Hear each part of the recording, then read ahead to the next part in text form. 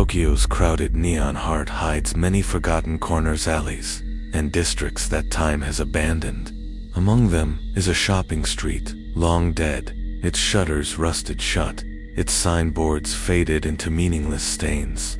By day, it looks harmless, a simple relic of the past. But at night, the street takes on a life of its own. This is the story of Aiko. Aiko was a quiet office worker, the kind who blended into crowds, who worked overtime, and who carried loneliness with her like a shadow. Every evening, she took the same route home, a shortcut through the old shopping street. Locals had warned her, don't walk there after dark. But Aiko, tired and practical, dismissed such things as superstition. That was until the night she saw. It was raining heavily. The kind of cold, relentless downpour that turns every streetlight into a trembling blur. Ico's black umbrella was barely holding against the storm. As she hurried through the abandoned shopping street, the silence pressed on her. The shops were dark, their shutters rattling in the wind, and then she saw it. Between two buildings, beneath the glow of a flickering neon sign, stood a woman. She was holding a crimson umbrella. Its color was so vivid, so sharp, that it seemed to bleed into the night around it. The woman wore a pale white kimono, soaked through at the hem. Her head hung low, hair falling across her face. She didn't move. She didn't speak. She only stood there, the crimson umbrella tilting gently in the wind. Aiko froze. For a moment, she thought another traveler, maybe someone lost. But something was wrong. The woman's stillness wasn't natural. It wasn't waiting. It was watching. Shaking her head, Aiko forced herself to keep walking. Her footsteps echoed louder than they should have in the deserted street. She glanced back. The woman was no longer by the neon sign. She was closer, half hidden between two shops. Her umbrella dripping rainwater that somehow never touched the ground. Ico's pace quickened. She whispered to herself that it was her imagination. Stress, fatigue, nothing more. But each time she looked back, the woman was closer, not walking, not running, just appearing, always the same distance behind. The crimson umbrella swaying gently, as though mocking her own black one. By the time Aiko reached her apartment building, her heart was hammering so violently she thought she'd faint. She dashed inside, slammed the lobby door shut, and stumbled into the elevator. As the door slid closed, she caught her reflection in the metal paneling, drenched, trembling. She let out a shaky laugh, but then her breath stopped. In the corner of the reflection stood the woman with the crimson umbrella.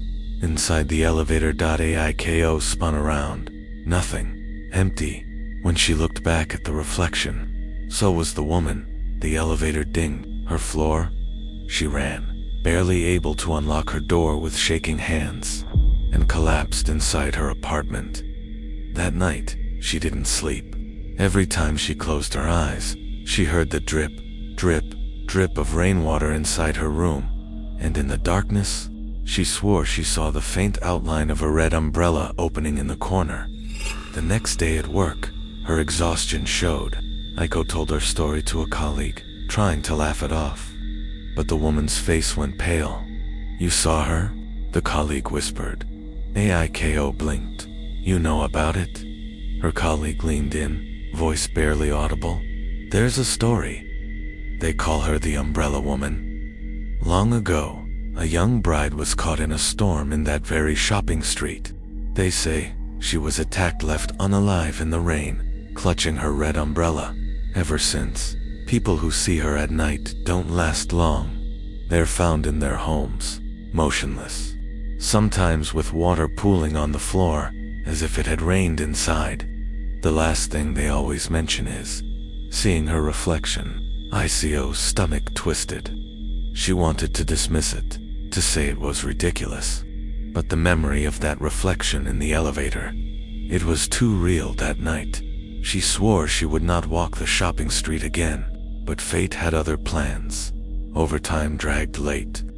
The trains had already stopped. The fastest route to her apartment was through the shopping street. Rain began to fall. Her black umbrella opened with a trembling hand. The deserted street stretched out before her like a tunnel of darkness. Halfway down, she saw it, the Crimson Umbrella. This time, the woman wasn't standing still.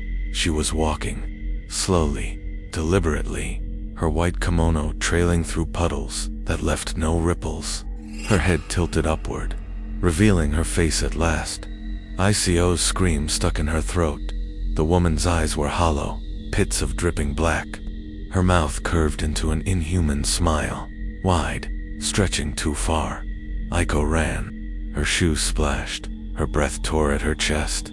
But the sound of footsteps followed, wet, dragging, impossibly close.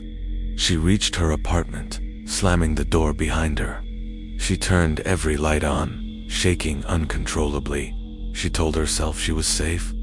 Then, her phone buzzed. She looked down. The camera had opened on its own.